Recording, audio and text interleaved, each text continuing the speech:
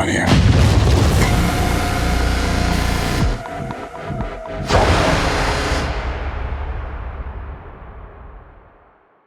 Good evening, Juan. My name is Niger Chambers. I'm from Big Gold Belt Media. Super excited to talk about your new project. Which, first of all, I got to say, before we even talk about that, we got to give some love to Hotel Cocaine because that is one fantastic series that folks should be checking out on MGM Plus. But here we are today to talk about a film that I had my eyes set on for a long time because I'm a huge fan of John Suave, and I anytime he put Really? anything out, I am. That's my guy. And anytime he puts Wow. anything out, I'm tuned in. And yes, I'm talking about Long Gone Heroes, which is going to be in theaters on demand and digital September 20th. How you Yes, doing sir. today, brother? Yes, sir. I got to tell you now, after working with John, I'm also a fan, man. I got to tell you, this guy, dude, have you met him? Yes. Dude, he's my dude, man. I'm gonna tell you something. He's one of the good ones, man. You don't find him that often, dude.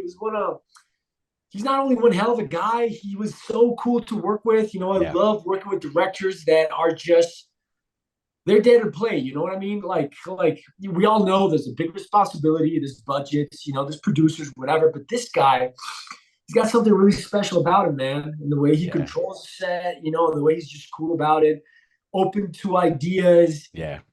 We really became buddies, man. Yeah. I got some news for you, man, because I don't know if you know or not, but like once you in John family, you can ensure whatever projects are coming, you're getting a call. Listen, that dude better call me or I'll hunt him down. I'll tell you that. So he better know that I'm part of the family. Yeah, man. I'm, Yeah. I'm, I'm super excited to see what's next. We've been talking a little bit here and there. So Hmm. maybe there's something else. Maybe there's something else. Yeah, I think me and him, we was talking about this. I said, so at this rate, I think George Carroll has been in 4 projects. I think Bo has been in 2. Melissa's been in 3. I think Frank is either in 3 or 4. Five, So man. It's amazing, dude. It's amazing. It's so cool. It's so cool. You know what? I was telling you, your prior colleague, which is something that just kind of realized. As cool as a big budget film can be, right? yeah, You know, and being pampered and just everything that happens that is just so overwhelming. It's so refreshing, to be on a kind of smaller set. You have a lot more freedom, man. It's yeah, like you don't feel producers, on your neck. Like, yeah. well, this line, I'm not sure about that line. It's a complete different exercise. It's a creation exercise. It's a collaboration exercise, and it just becomes so darn refreshing that Yeah. I just love the experience, man. Yeah.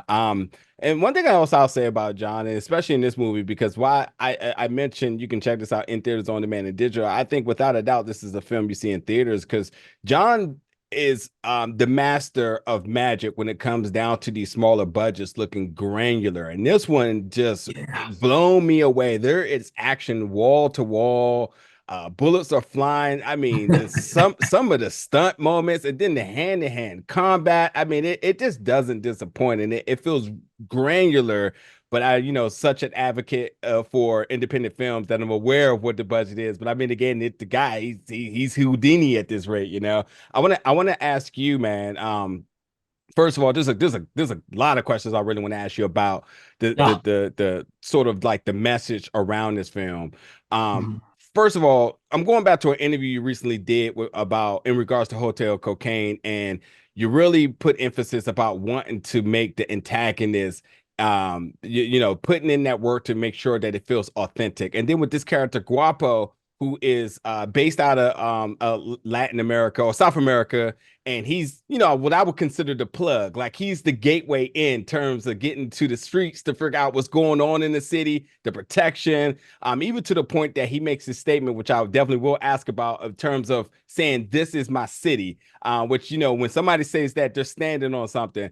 I want to know what was the preparation, and for all you talk about in terms of like inclusion, diversity, and the representation, especially with Latin Americans in filmmaking, and a character that makes a statement like that, who could have went the other route. I don't want to give anything away, but he did what he did.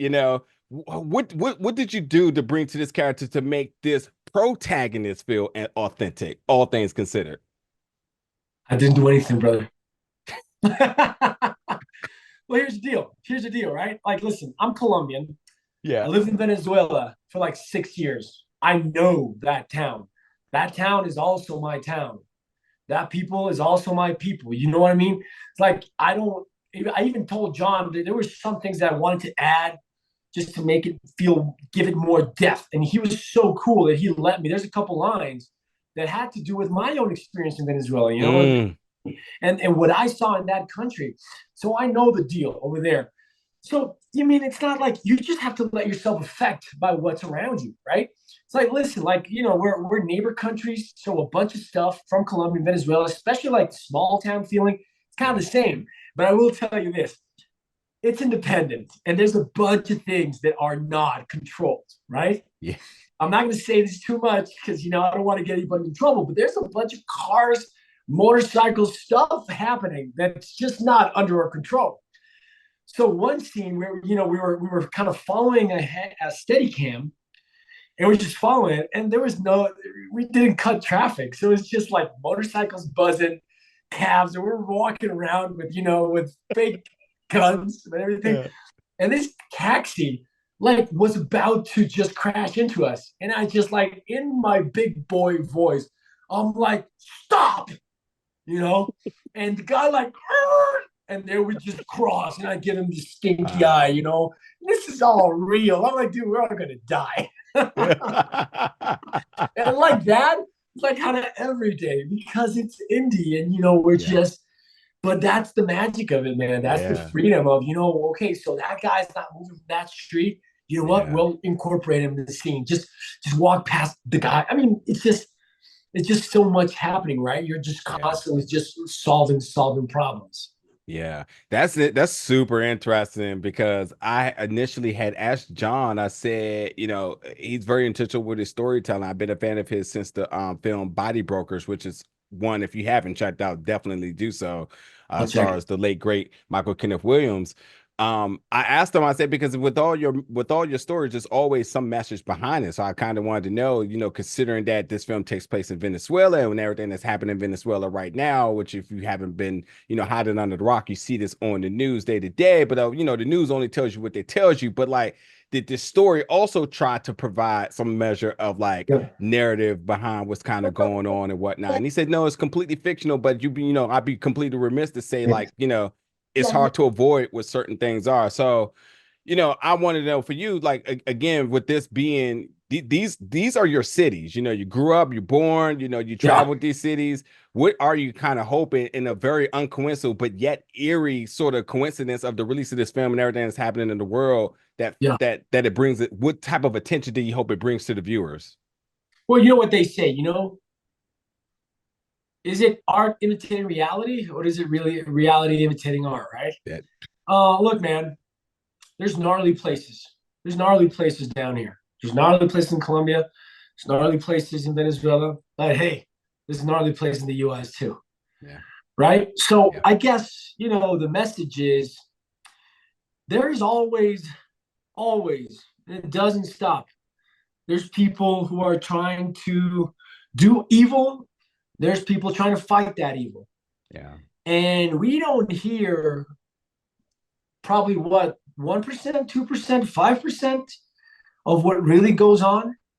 So what I love about these stories, and I think that's why they're also so relatable, is yes, there's action, and yes, there's things crashing, but you know what? Similar things do happen. yeah. And right now, with the current climate between, for example, Colombia and Venezuela, and this is like a border story, Mhm. I'm telling you, brother, the things that we hear, it's not only, it's Russians, it's people Mm, from mobs all over the world, it's Mexican cartels. It's like, dude, it's like we live in a bubble, right? So what I like about this film is that it shows you the other side, and it gets real. It gets dark, it gets gritty, but that is also the world. Even if you don't think it is, that is also the world. We yeah, just, we show it in a fun way. yeah. We show the action element of it. Of course, that's great. But the truth is, in reality, is that gnarly things are happening right now. Gnarly. Mm, mm. I appreciate that so much, Ron. Uh, Listen, huge fan of yours, and very excited to have you a part of the John Schwab family, which means we'll be talking a lot more in the future. Because once you end, you always end. And you gang until the end. You know how I even have a nickname for John. Now for me, his what's up, Juan Suave. You know, it's Juan Suave now. So what's up, Suave? What we're doing now, Suave? I just bug him once a month, like, yo, buddy, what we're doing now? I mean, what's up? I really appreciate the time. Long Gone Hero comes to theaters on demand and digital September 20th. It's been a pleasure talking to you, buddy. Thank you, brother. Appreciate it. Absolutely. Yep. Bye. Have a good one.